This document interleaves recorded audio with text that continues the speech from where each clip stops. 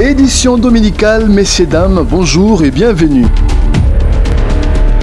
La pluie tombée dans la nuit du samedi 5 à ce dimanche 6 avril 2025 a fait déborder la rivière Njili jusqu'à atteindre les niveaux du pont qui porte les mêmes noms.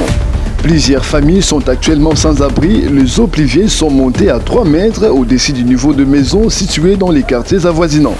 Beaucoup de personnes ont dû passer la nuit à la Belle Étoile et appellent jusqu'à l'heure qu'il est à l'intervention urgente des autorités pour leur venir en aide. Arrivé à l'endroit, Daniel Bumba-Lubaki, le gouverneur de la ville de Kinshasa, tout en reconnaissant les pertes enregistrées, dénonce les constructions anarchiques dans les zones interdites, dites non à edificandi, et demande à leurs propriétaires de s'organiser pour libérer ces zones. Au cas contraire, l'État le fera. Son Excellence Faure Ezossimania Singwe est désormais le nouveau médiateur dans la crise opposant le gouvernement congolais à celui du Rwanda, en fait de l'activisme du M23 AFC dans la province du Nord et Sud Kivu, en remplacement de son homologue angolais Joao Lourenço. Le président togolais avait répondu positivement à la sollicitude de son père angolais d'assumer le rôle du médiateur entre Kinshasa et Kigali. Avec le soutien de plusieurs organisations, notamment l'Union africaine, le grand épervier politique œuvra pour une solution durable du conflit en RDC.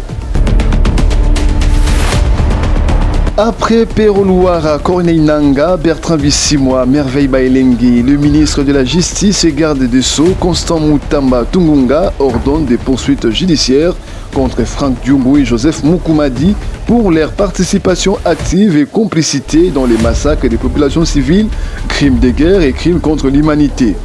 Il a donné ses injonctions à l'auditeur général de FRDC d'engager les 10 poursuites. À titre conservatoire, il a également ordonné la saisine de leurs biens mobiliers et immobiliers situés à Kinshasa ainsi que dans les provinces, a-t-on lu dans un communiqué de son ministère.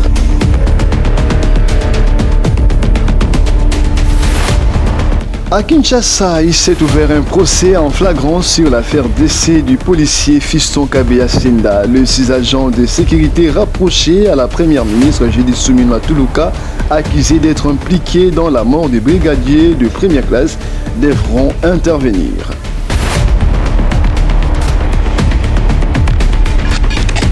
La République démocratique du Congo célèbre ce dimanche 6 avril Simon Kimbangu et son combat.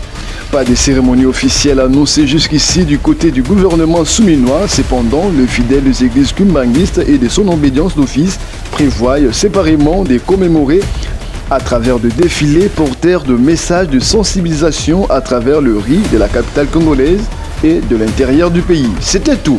Bonne journée dominicale.